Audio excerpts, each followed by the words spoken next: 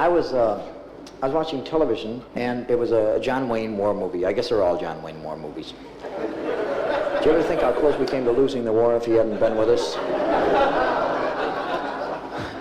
But I don't want to tell you the plot of the thing because I hate people who do that. But we win it.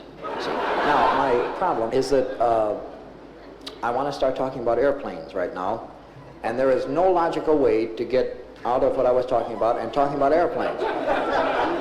And you should always tie things in together. So I will try this. In the war movies, they always had that one shot of the dogfight with the airplanes. Speaking of airplanes,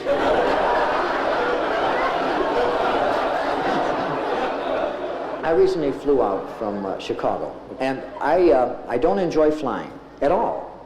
I'm one of those ones, first of all, who gets on stoned, you know, right away.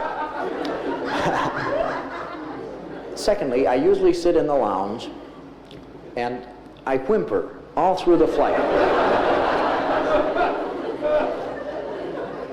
And I look out the window and I turn to the guy who's sitting next to me and I'll say, this flying is really amazing. I said, people, they look like ants down there.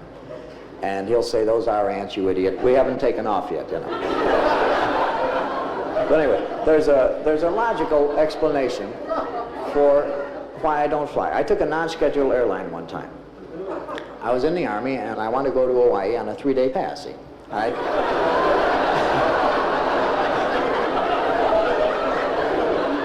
But I didn't have a lot of money and they were running ads at the time.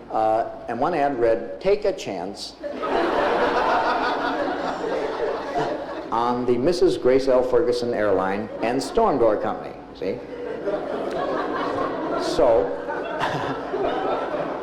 it gave an address, and I went out to this address, and it was this woman's home. And she had a little counter set up in her living room, and we had to go up to the John to weigh our baggage, I remember.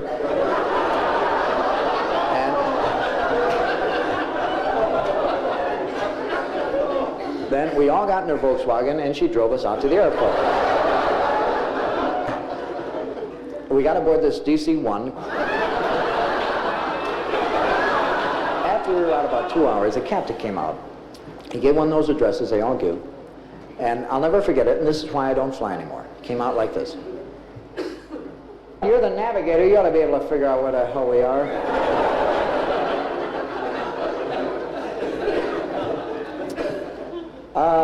Good evening. I'd like to welcome you aboard the Mrs. Grace L. Ferguson Airline and Storm Door Company. I don't know how much you know about our airlines. We've only been in business about a week. Our airline was founded on the philosophy that what the American public was really looking for was low-cost overseas transportation. We have attempted to eliminate what we call in the airline business frills and extras, like maintenance and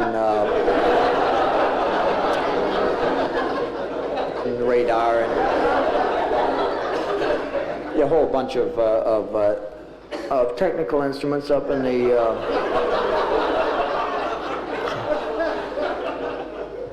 Boy, have you ever had one that hangs on for about 4 or 5 days?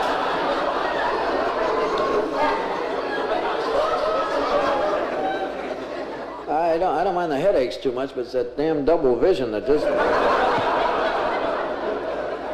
Oh, incidentally, I want to apologize for your having to stand all the way.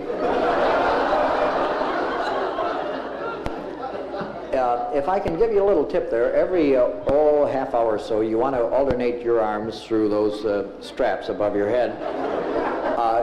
You folks flying tourists, you don't have any straps.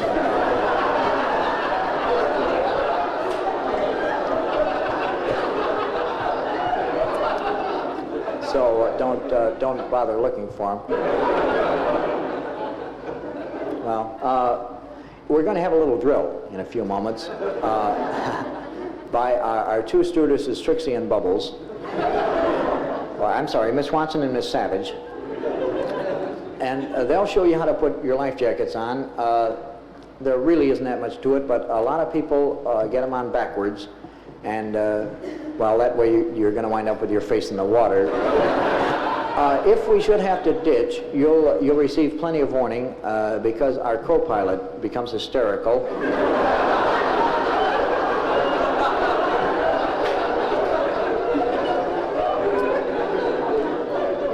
And he'll start running up and down the aisles, yelling, you know, we're going to crash or something like that. Actually, he gets kind of panicky, and it isn't always too easy to understand him. At least it hasn't been in the past, anyway.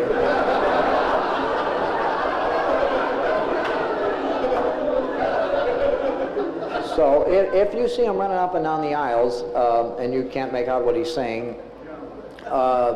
you might slip into your life jackets to be on the safe side. I'd like to answer some questions that you may have about the airline. It's the woman right here.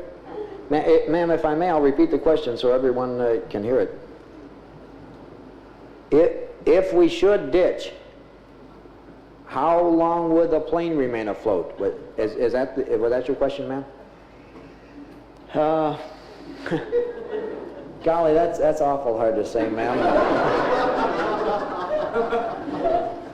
Some of them go down like a rock. You know?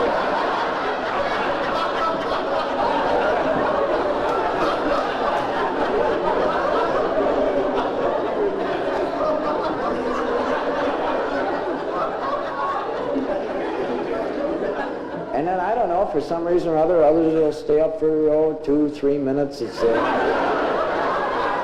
if I may, I'll get your question next. I want to get the gentleman's way in the back there.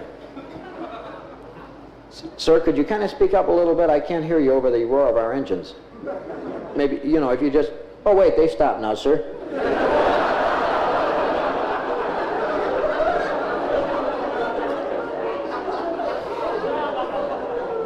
Harry, the engines went out again.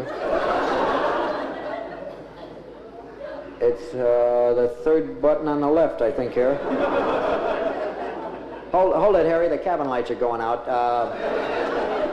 Try the third button on the right. That's got him. That's got him. You want to try that question again, sir? Sir, I'm sorry. I still can't make out what you're saying. Oh, well, sure. All right. You can try it that way. It may work. First word.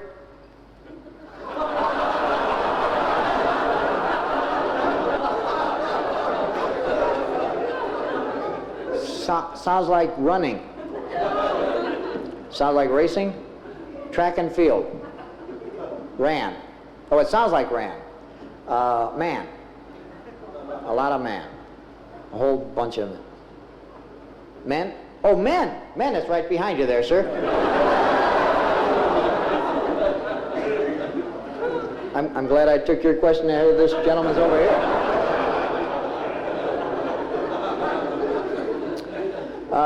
I really have to get back in the cabin now. We have it on automatic pilot, but well, the damn thing keeps kicking in and out all the time, and we never really know if it's on or not. Oh, one of the reasons I came out here, I nearly forgot. Have any of you ever been to Hawaii before? This gentleman right here. It's kind of liver shaped, isn't it, sir?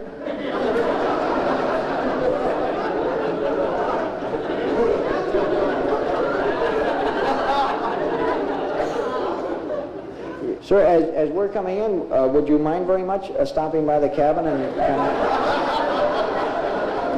of pointing it out to us? We sure appreciate it. Thank you very much. I hope you have a very pleasant trip. Thank you. Thank you.